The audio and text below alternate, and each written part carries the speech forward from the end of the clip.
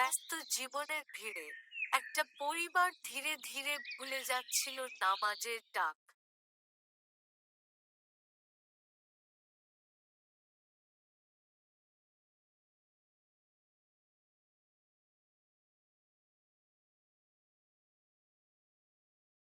আজ ফজরের নামাজ কেউই উঠো নাই দেখি।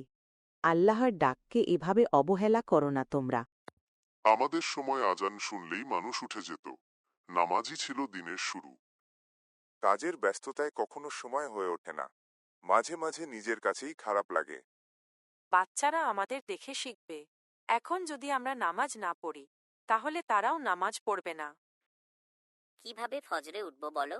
রাতের পড়াশোনা করতে করতে সকালে উঠতে খুব কষ্ট লাগে।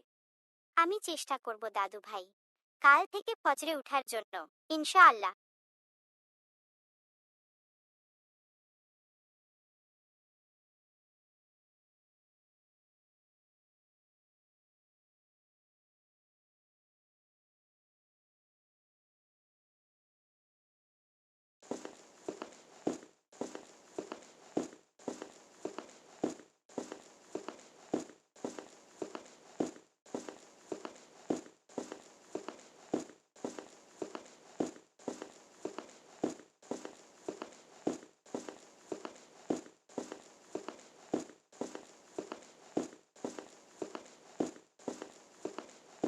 নামাজ আর কোরআনই মানুষকে সত্যিকারের শান্তি দেয়।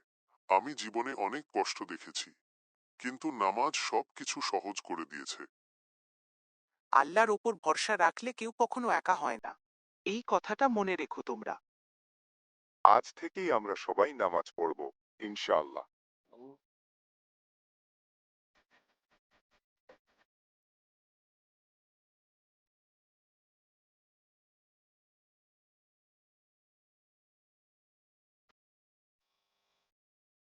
মাশাআল্লাহ, আজান শুনলে মনটা কেমন শান্ত হয়ে যায়।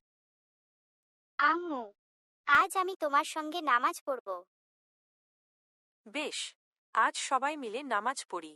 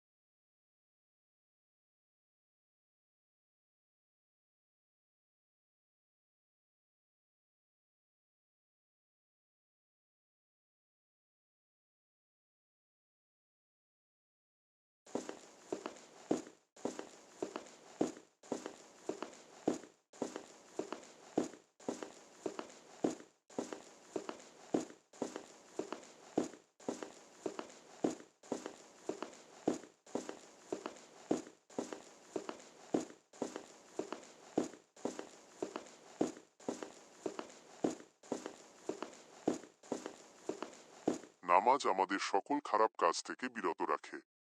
আমরা সবাই মিলে নামাজ পড়ব, একে অপরের জন্য দোয়া করব, ইনশাআল্লাহ।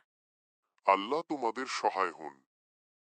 যখন একটি পরিবার আল্লাহর পথে ফিরে আসে, তাদের ঘরে নেমে আসে শান্তি, ভালোবাসা আর আশীর্বাদ। নামাজ মানুষকে সত্য, ধৈর্য এবং করুণা শেখায়। আপনি আর আপনার পরিবার যদি আজ থেকেই শুরু করেন, ইনশাআল্লাহ আপনি ফল দেখবেন। আমরা সবাই মিলে নামাজের পথে থাকব, ইনশাআল্লাহ।